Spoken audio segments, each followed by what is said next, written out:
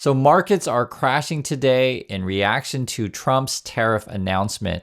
I want to go over what people are saying around the market, and let's just jump right in. The global economy will massively suffer. Uncertainty will spiral and trigger the rise of further protectionism. The consequences will be dire for millions of people around the globe. So that's Europe saying we're all going to suffer, everything's going to be dire, and frankly, things won't be good. So what is President Trump doing today? President Trump is going to talk further about this and about whether or not the declines in the markets are in line with what he expected. It'll be around 2 o'clock when he walks out to Marine One for a trip to Florida and a live golf event. Harris. So you heard that correctly. After announcing the tax raises through tariffs on you, he's off to play golf in Florida. That's President Trump. What they're going to try to do now is tell you how you should feel. And basically, they're going to tell you, guys, you should be celebrating. These tariffs are awesome. Have a listen to this. Mr. Vice President, there does seem to be a disconnect. You see Wall Street in the media and the markets, and they're freaking out right now. Yep. But then I look at those workers that were in the Rose Garden yesterday, and they're celebrating. I think about all the diners that I've done across the country, and all these businesses saying, we've lost manufacturing here, and they're celebrating the move. So that's the question I pose to you is, are you celebrating? These type of people try to tell you how you're supposed to feel. They try to tell you what your situation is going to be, but I just ask you directly, how do you feel? What is your situation?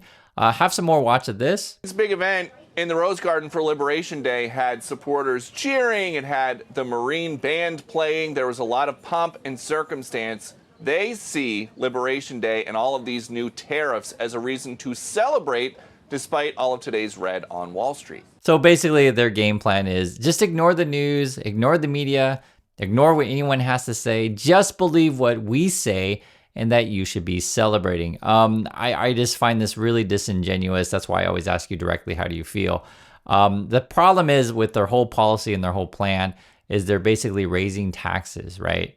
And it's gonna hurt low-income families the most.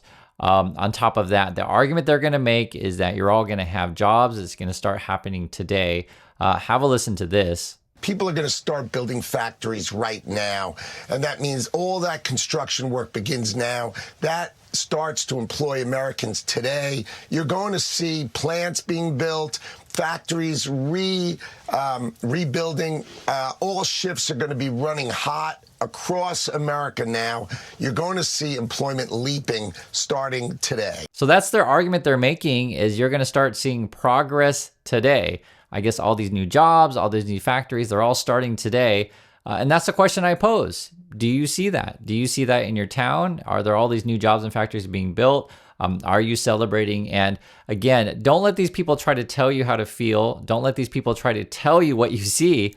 I'm asking you directly, what do you see? Have some watch and more of this. What is the disconnect between the market and the people, those workers that are cheering this on right now? Well, I think on one hand, frankly, a lot of people have gotten rich from American jobs moving overseas, but American workers have not gotten rich. And frankly, American companies have not gotten wealthy from the increasing growth of foreign competitors manufacturing overseas. So J.D. Vance mimics a lot of things that the Republicans say all the time is basically blame foreigners. When in doubt, blame foreign companies, blame foreign workers, blame foreign countries. I think that's a negative way to view the world, but I understand that's their point of view. I'll just say this, guys. A lot of the jobs that they're promised you may not come back to the USA. I don't see Americans building toys in the future. I don't see Americans making shoes, these kind of things. I just think a lot of these manufacturing jobs won't come back. You also have a lot of these types of jobs replaced by robots, right? By automation. And we just don't need as many people as we did in prior years. And then you have, computers and AI will replace a lot of office workers. I know it's not what you want to hear. I know it's tough to talk about, but I'm just want to be honest with you guys. They're making you a lot of promises that they can't keep, that you're going to have all of these new jobs. The president made it clear yesterday, this is not a negotiation. This is a national emergency. He's always willing to pick up the phone to answer calls, but he laid out the case yesterday for why we are doing this. And these countries around the world have had 70 years to do the right thing by the American people, and they have chosen not to. They have ripped off American workers. They have taken our jobs overseas. The president is putting... So when in doubt, just blame the foreigners. That's essentially their messaging. And I think it's very negative messaging. Part of the problem is I don't know if Americans want to do a lot of these types of jobs. Like, again, do you think Americans are going to want to make shoes, going to want to make toys? Do Americans want to work in the farms, right? Do those agricultural jobs, that kind of stuff? Will Americans want to do construction jobs? These are just all questions that I pose to you. Don't let them tell you how you should feel. I'm just asking you, how do you feel and how do you think Americans will respond to this? There's some more I want you to take a look at. Have watched this.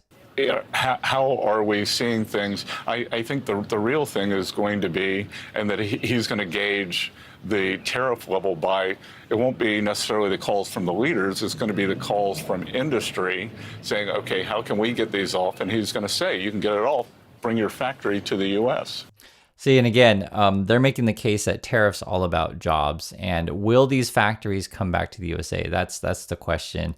And that's why I have to just bring up over and over again. Do you think we're going to build toys? Do you think we're going to build, electronics? Just a bunch of stuff that we don't build in USA anymore because things have changed. The economy has changed. The other thing that I want to point out is the way that he talks, and this is Besant.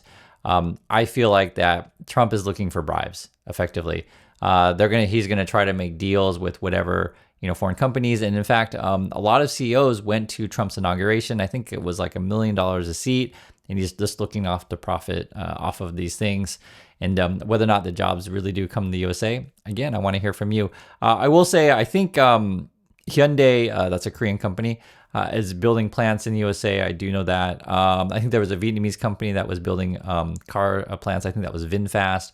So there are a few, but not all the jobs are going to come. And in those situations, that might be cars. Samsung, I think they have like a refrigerating factory, but I don't know if that's not necessarily a new one, but I'm just saying there are some of these types of jobs, but not necessarily all of them will come back. So I want to be clear on that.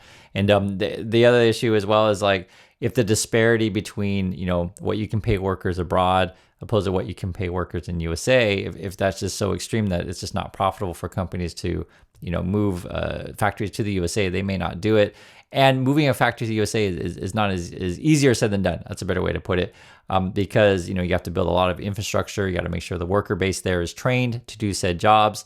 And we may not necessarily have the workers that match the jobs that these, companies need. Today, I'm announcing that the Government of Canada will be responding by matching the U.S. approach,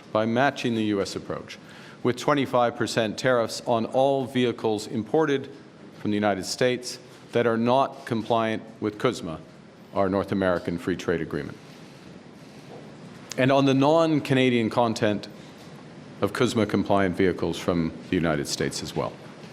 And a big problem with the logic of essentially the Republicans, Trump, Musk, these types of people, is to act like that USA is the only country in the world and everyone's going to bow to the feet and do whatever we say. Not necessarily. As you can see here, Canada is implying tariffs now on the US. And what may happen, which I've told you guys before, is that you may have different manufacturing agreements among other countries. So for example, Trump and all those people are saying, hey, we're going to raise tariffs, say, for example, on Korea and Japan and China, and they're going to move all of their factories to the USA and all these Americans are going to have jobs. Not necessarily.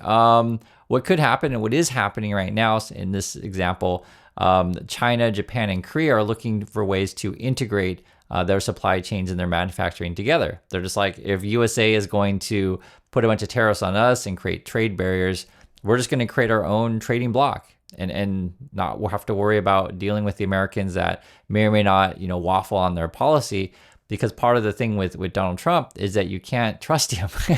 Even the Canadian thing that we're talking about here is like Canada and Mexico are accusing Trump of backing out on the trade deal that he signed back in 2018, right? So Trump keeps talking about how other countries cheat us, but it's just like, dude, Trump, you're the one who made that deal. So this idea that these other countries are cheating us is a deal that you signed. And a lot of the stuff they say doesn't make sense, but I just wanted to go over it with you guys. I know these are sensitive topics, but essentially at the end of the day, I just want to ask you the fundamental question is, how do you feel and what is your situation? Are you celebrating? And two, do you see these new jobs coming to your town starting today?